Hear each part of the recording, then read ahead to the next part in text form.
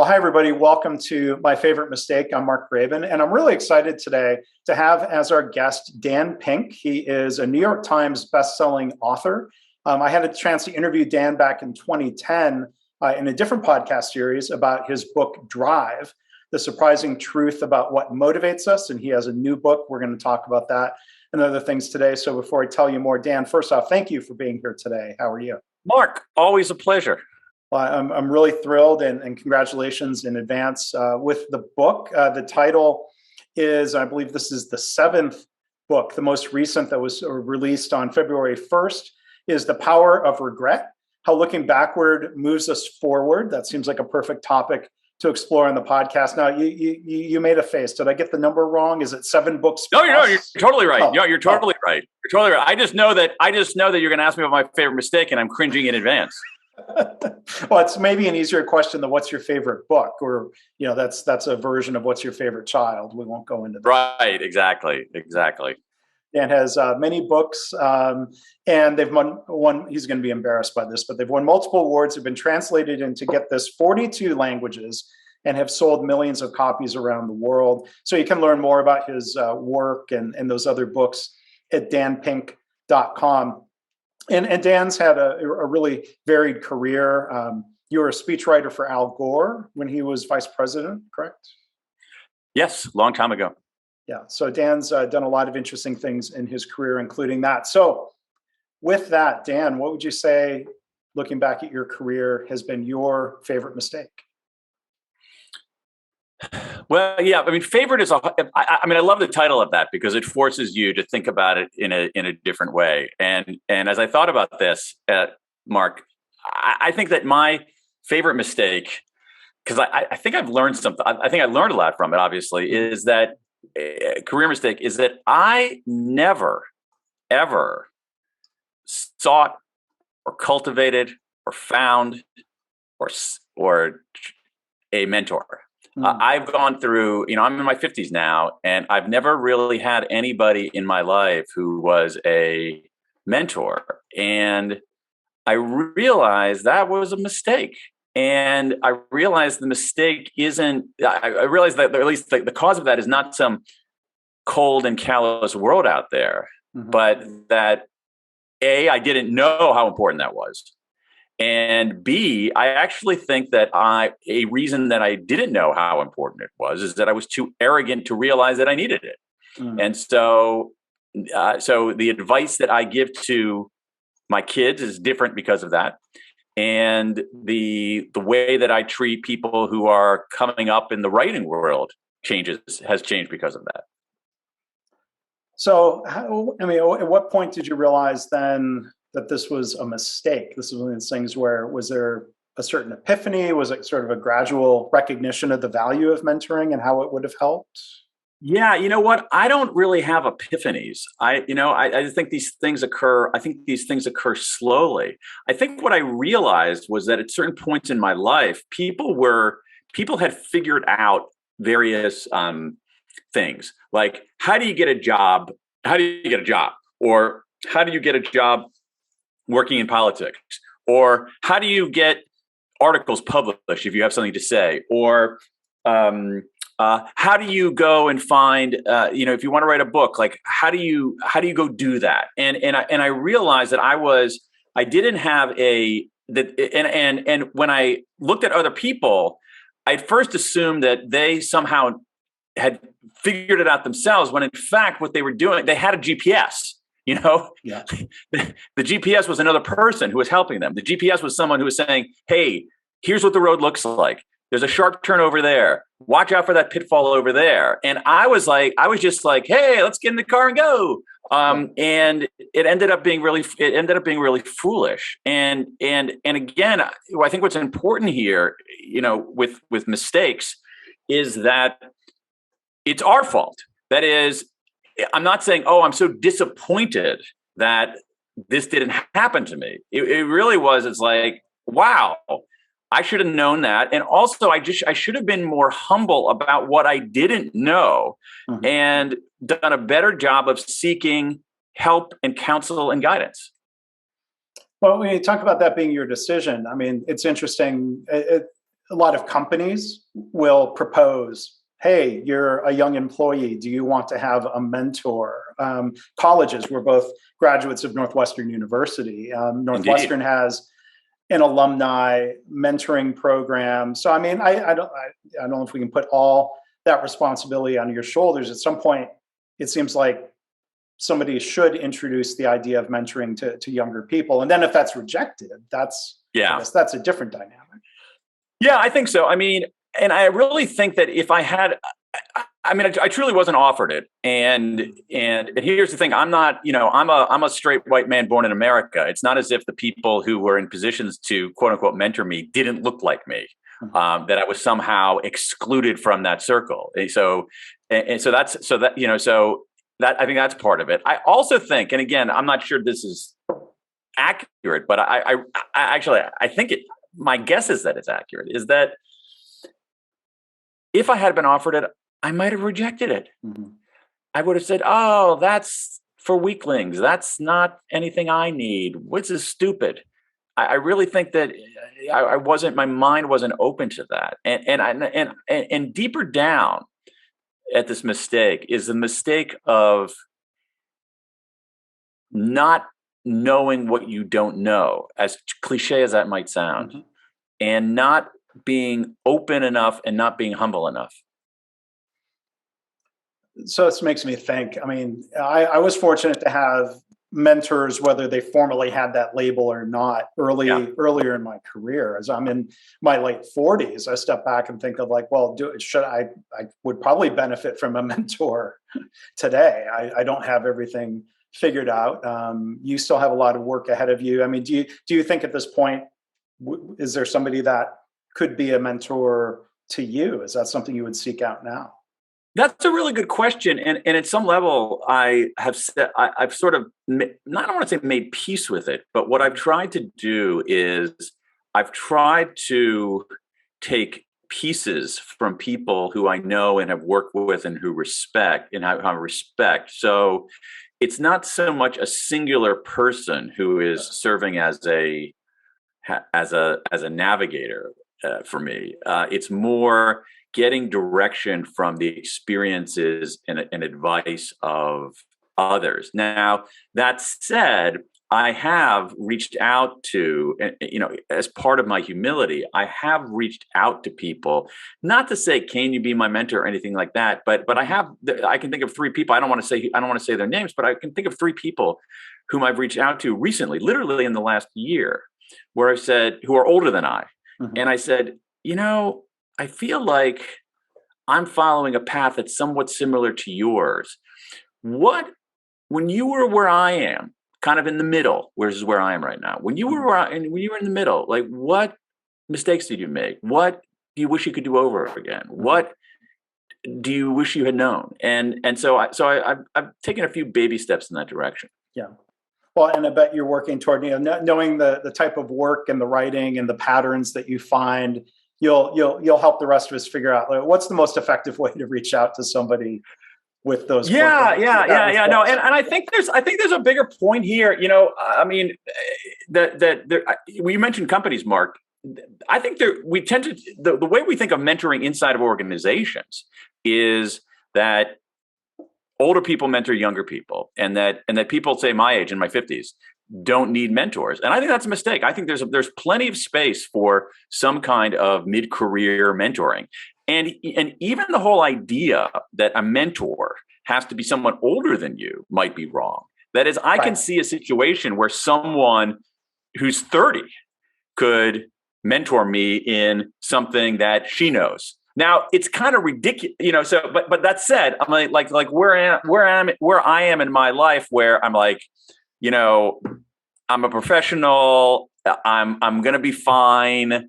The idea that I need to reach out to some kind of mentor seems a little bit foolish. That said, I am seeking advice, and I am trying to get it piecemeal from different kinds of people and their experiences. Yeah.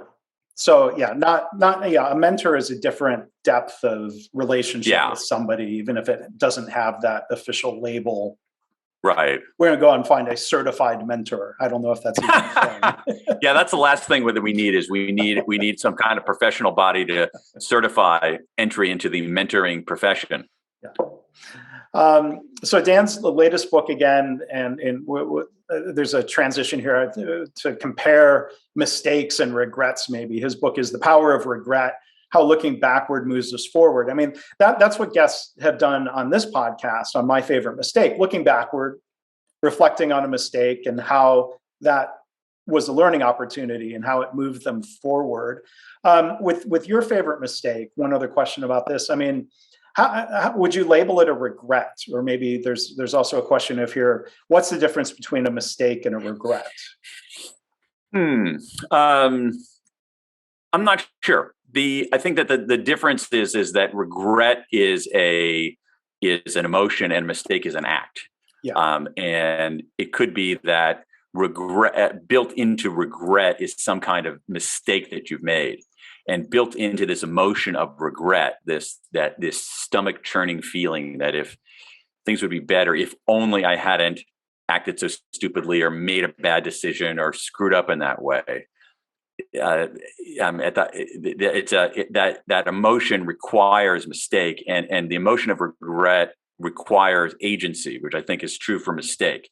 Because your question is not what's the worst thing that ever happened to you.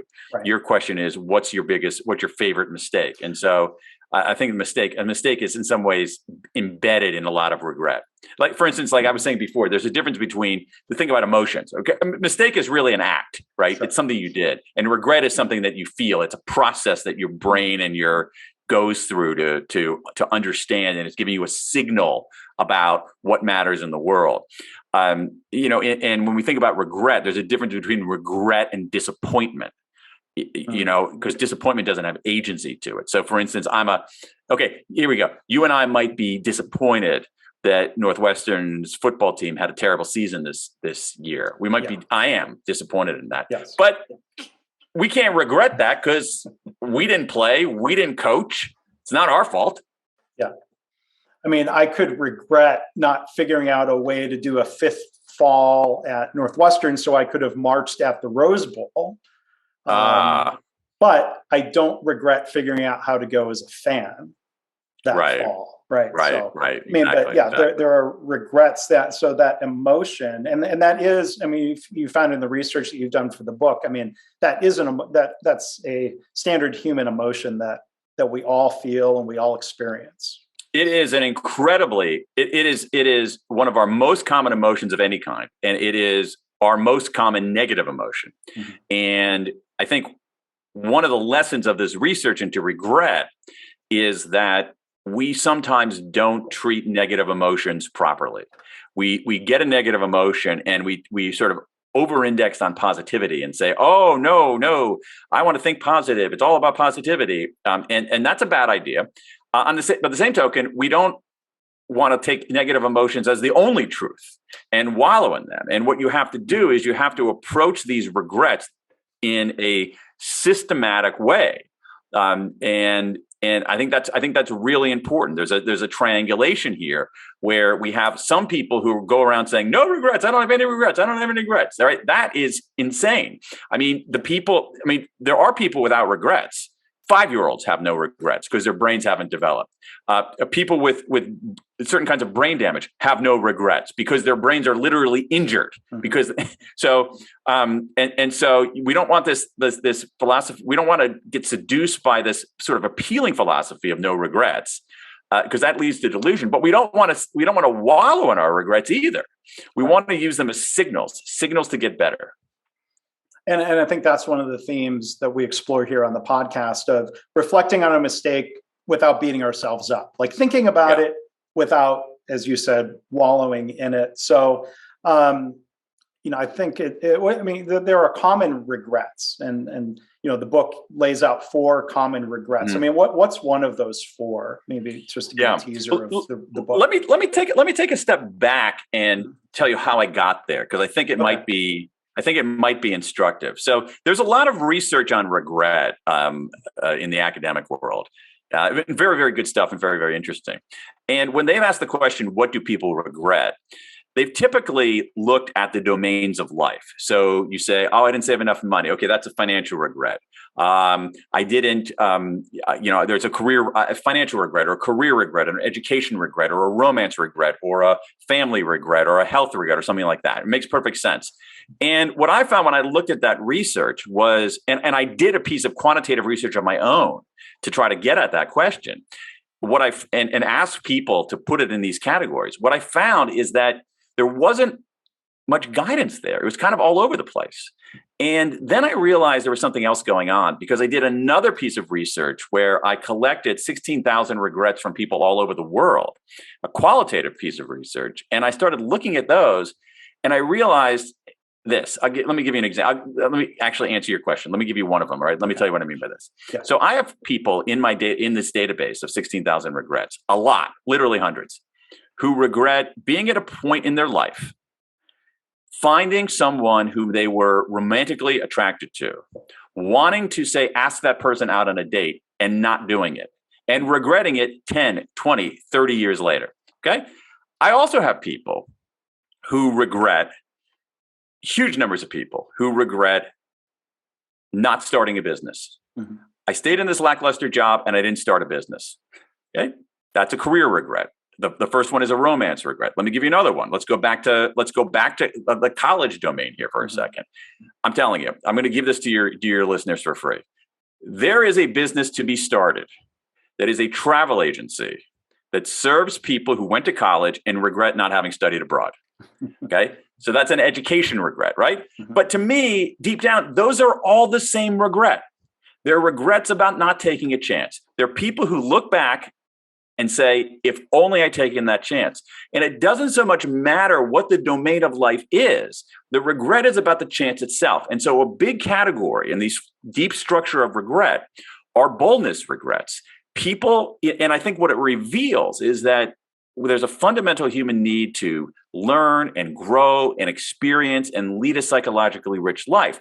And when we're at a juncture in our lives where we can play it safe or take a chance, we're much more likely to regret playing it safe.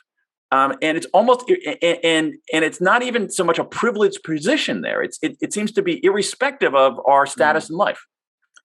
So how, I'm trying to think then, so is that easier said than done? Like taking in that fact and that knowledge, and trying to think then, well, how do I translate that or remind myself, or do I print it on a coffee mug, or thinking of the things I'm going to regret in the future, or the future inactions. Sure. So that's actually a really, really interesting point about how do we anticipate our future regrets. And the thing is that that's a little bit tricky, because when we anticipate our regrets, we can actually make better decisions and lead happier lives, but we have to do it right. So you don't want to anticipate every regret. What car should I buy? Will I regret having a blue one or a green one or a yellow? What shirt should I wear today? Oh my God, will I regret? What you want to do is you want to focus on these 4 core regrets, because these 4 core regrets, to my mind, operate as a photographic negative of the good life. Because if we understand what people regret the most, we understand what they value the most. So when you are making decisions prospectively, if you're at a juncture where it's a choice between playing it safe and taking a sensible chance, I truly want to recommend that you take a sensible chance, and that's a really important domain in which to anticipate your regrets. What color you should paint your house, what kind of car you have, what you wear, what you're going to have for dinner, whether you're going to walk this way to work or that way to work. Those kind, and we have, and the other part of this, and this research, Mark, but we make huge numbers of decisions in a day, huge, and there's a lot of research on what's called satisficing and maximizing. Mm-hmm. Do we want to maximize every decision? And the answer is no, we don't. There's research showing that people who are maximizers, try to get the most out of every decision, are miserable. Mm-hmm. We want to satisfy on certain things, and so that's true with our regrets. We want to anticipate the core regrets that reveal fundamental human needs, but we want to satisfy on everything else. So, is there a component of age. Somebody who's younger, by definition, probably doesn't have as many regrets because they haven't lived as much yet. There's I'm going to sound old in saying this, of like the young people and their talk of FOMO. Fear of missing out is a regret. Is there something you found in the research generationally or based on age, certain generations that have more fear of missing out or more potential regrets? I don't know. It's a great question. It's a great question because in crunching the numbers in the quantitative part of the research, I found rather little difference by demographics. The one area though where I found some difference is age. And what it showed was that at age 20, we tend to have about the same number of action and inaction regrets. Action regret, I regret something I did. Inaction regret, I regret something I didn't do. But as we age, those inaction regrets pile up. They pile up. And the reason for that is that in some ways, action regrets can be more intense. So something like, I regret. I've heard so many stories. I have so many people who regret bullying kids in school. And I also have heard of many stories of people who bully kids in schools 10 years later, 20 years later, felt terrible about that and found the person they bullied and apologized to try to undo that. So certain kinds of action regrets we can undo. The same thing with certain kinds of action regrets is that we can actually, we can do what I call at leasting them. That is, we can find the silver lining. And again, looking at this incredible trove of regrets, I have, again, so many regrets where people say, it's almost all women. Truly, almost all women have this regret. I'm not all women have this regret, but the people who have this regret are all women. Yeah. I so regret marrying that idiot, but at least I have these two great kids. So they look for the silver lining in that. For inaction regrets, they're less intense. You can't undo them. You can't at least them. And so they linger, they stick, they gnaw. So that sounds like, there have been times where someone will ask me for an example of what's your favorite mistake? And I don't know, one, not to sound flippant, I mean it. Like I took one job coming out of grad school where that wasn't the right job for me long-term, but at least I met my wife working there. So there was a right, but that's okay. Yeah. But that's okay. Yeah, exactly. But it's not really a regret. I would say that was a mistake in taking that job, but I certainly don't regret it because of the at least and the positive. Right. So what you've done is you've taken that. So it's an action regret. I did this, but I'm going to sort of take the sting out of it because I got this great at least out of it. Yeah. And so, but with inaction regrets, they linger. That's the thing. And so inaction, and so what you see both in my research and in the academic research is that inaction regrets outnumber action regrets. But there is an age difference there. So you talk about things where people try to fix an action regret. Inaction regrets, I mean, I can see where that sticks with you, where I can think of, without going into details, something I think about fairly often, where I was at a party maybe just before the pandemic, and somebody made a comment that I thought was just really inappropriate, not toward me, but toward a group of people. And I froze. Like I was just so dumbfounded to hear what was, it was a homophobic comment, like blatantly so. And it was from an older person. And that doesn't make it okay. But I froze. And I regret not being quick enough on my feet to know what or how to say to address that. So I think in thinking about that regret, I'd like to think I'm better prepared for, gosh, if that happens again in the future.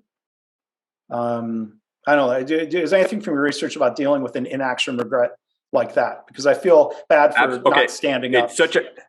Okay. First off, Mark, you are not alone.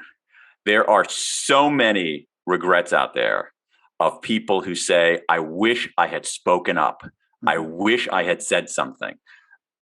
I could go into, forgive me for being so like literal about this database of regrets, but literally I can go into this database and search for the phrase spoken up, and we'll have bing, bing, bing, bing, bing, bing, bing.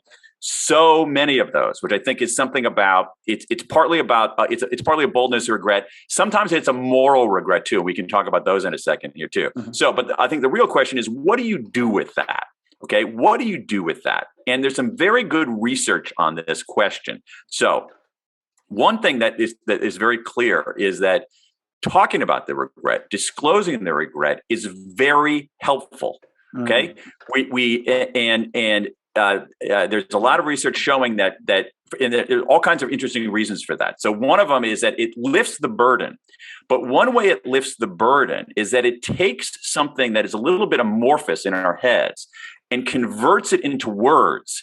And that aids in the sense making, because the words are less fearsome than these amorphous thoughts. So even writing about it can defang that. So one thing that you should do is actually to reveal it, to reveal it and disclose it. Now, one reason that we're loath to disclose sometimes, we're uncomfortable talking about our vulnerabilities, is that we think people will think less of us as a consequence.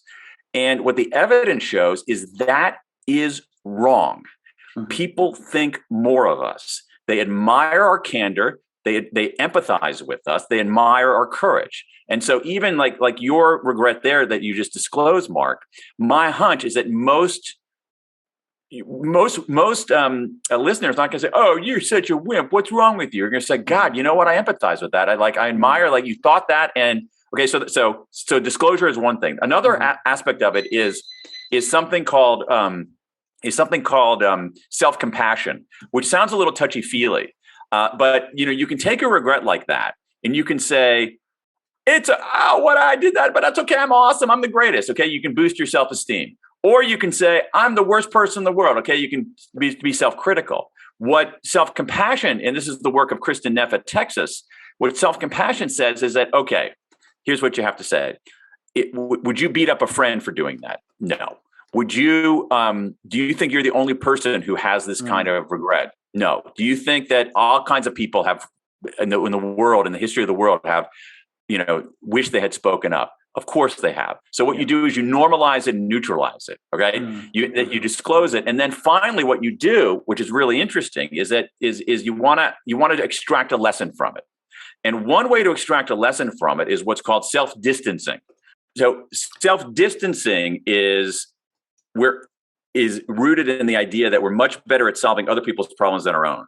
And so what we want to do is get some distance from that regret. So things you can do is like, if you confronted this, what would you tell your best friend to do with this regret?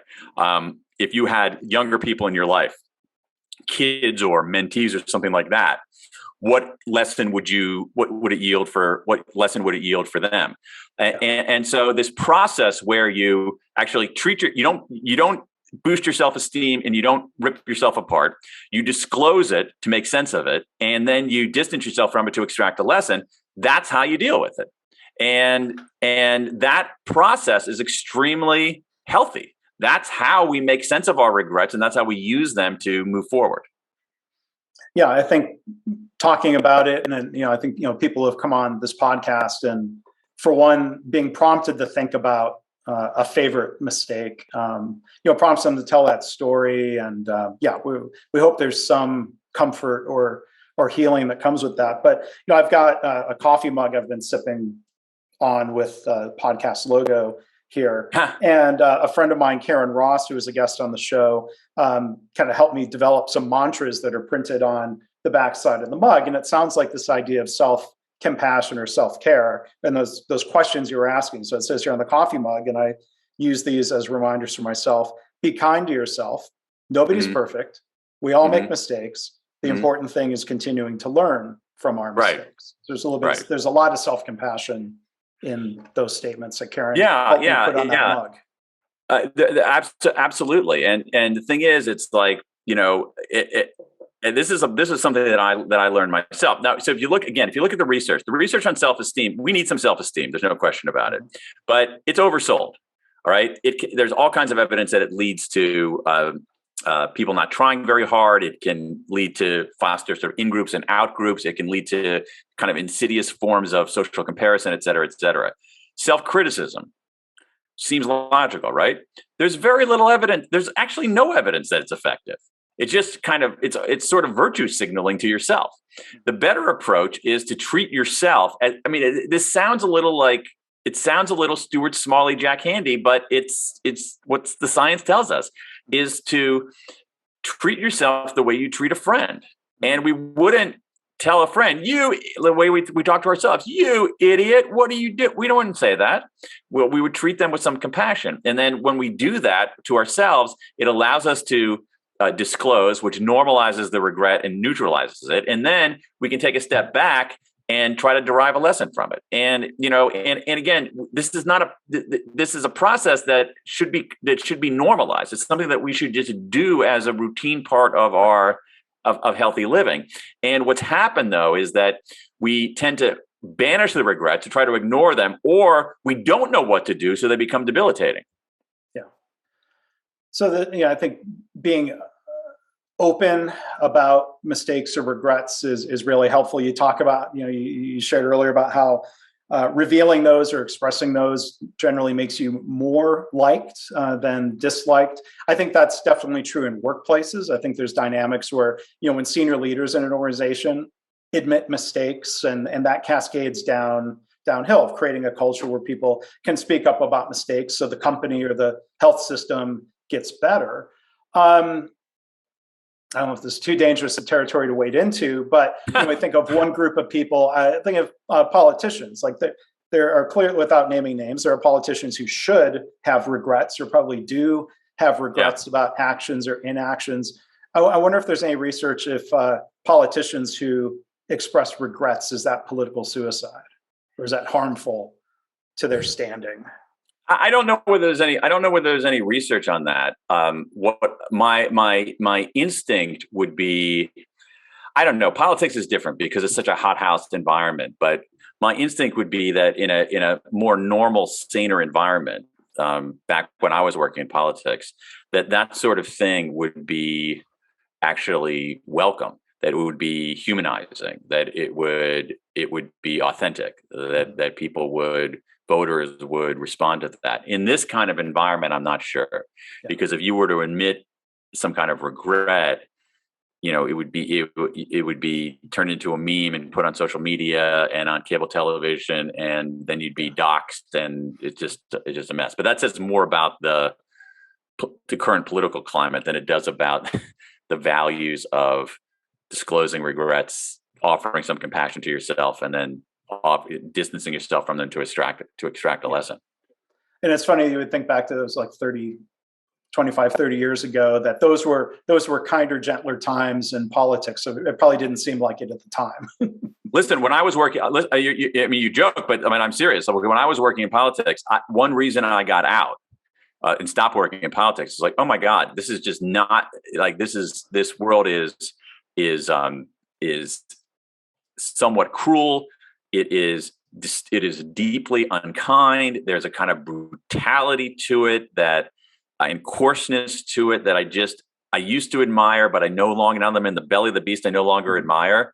And I don't want to stay in an environment where I might become like some of the people who I see. And I look back and like, oh, those were the good old days. So there's no regret leaving. No, that one I don't have any regrets about. Yeah. Well, thanks, Dan. Again, the book, the most recent book, is The Power of Regret: How Looking Backward Moves Us Forward. One other question here. The timing of that research, was a lot of that pre-pandemic? And if so, do you think the pandemic has caused people to think differently about regret? In fact, that website, that survey is still open. I mean, are you seeing exactly. It's still open. We're still getting regrets, and I did do the research during the pandemic. I actually started. I started the research pre-pandemic. I ended up doing the surveys during the pandemic. And what I found is that I don't think that the pandemic itself changed the substance of people's regrets. I think what it did, though, is that it might have made people more reflective than they would have been in other circumstances. So so just through dumb luck, it might have been a good time to talk to people about this, because their lives had slowed down a little bit, and they might be in a slightly more reflective mode. The times that the pandemic did come up in the conversations were in the responses that people gave were things like, my uncle died of COVID and I never got a chance to say goodbye, or my grandmother died of COVID and she had called me the day before and I was too busy and I didn't call her back. That kind of thing. Sure. And there's a regret that unfortunately too many people have had. Kind of leads to a question of, do we learn from regrets expressed by others? The story we see too many of these in the news of, sadly, sort of the deathbed regret confessional of somebody saying, I regret not being vaccinated. Look what happened to me. Don't let this happen to you. Yeah. Yeah. Is that impactful toward those who might end up having that same regret? I don't know. My guess would be that it is. And one of the things that you see is that when you get to a point in your life where you can't do anything about the regret, one thing that people naturally do is they try to transmit that lesson to other people. And so that could be a version of that. Yeah. And that comes back maybe to that self-compassion, or the lifting the burden, or some of the benefits that might soothe somebody while they're in the hospital and hopefully recovering, after they express the regret. But hopefully it influences others, and there are fewer regrets like that. But that survey, worldregretsurvey.com, I played around with that website. I recommend people go there, and you can click through state by state.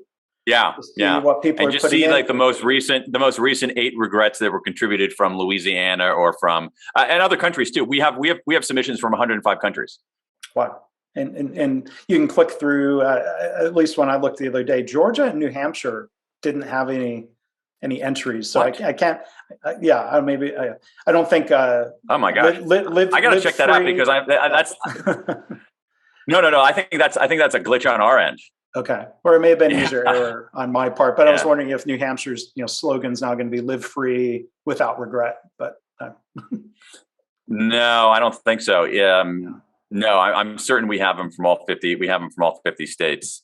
I regret bringing that up, because that could have been my fault. But you can, you can go look into that. But it is a really I'll go cool check it out. website, Yeah. To your point of being able to click through by country or even by U.S. state, and think about your own regrets. And I look forward to the book reaching my desk. It was released February 1st, and going to dig in and see what else I can learn. Dan, learned a lot from you here today, so I really, really appreciate you sharing and giving us a bit of a preview on the book. Well, Mark, it's a pleasure. Thanks for having me. Sure. So again, you can go to danpink.com. I really do recommend go through Dan's back catalog. The book Drive has been incredibly impactful for me, and that's a book I hear people talk about and reference a lot. So go check that out, learn about motivation. 20 years ago now, I think, Free Agent Nation.